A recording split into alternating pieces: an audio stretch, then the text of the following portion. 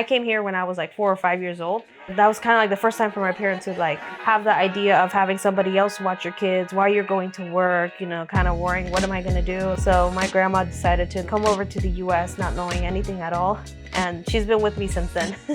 Everything is homemade, everything is done with the family. So we're very family oriented. Nicole, Frances, Mom, Dad.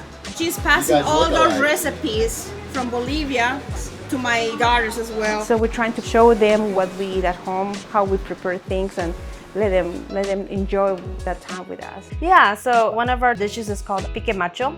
So it's one of our very traditional plates. It has a little bit of everything. So we have potatoes, we have meat, we have hot dogs, green peppers, onions. It's a shareable plate that you can enjoy with anybody. Brianna and Francis, they're born in USA, so we're trying to pass them our culture.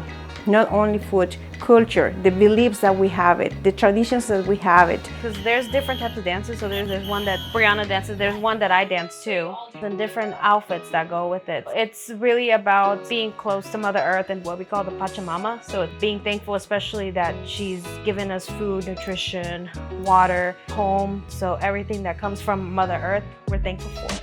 And my grandma, she's the one that is the specialist in that. From the heart and all the way from Bolivia up to here, she's the one that keeps us still with our traditional plates.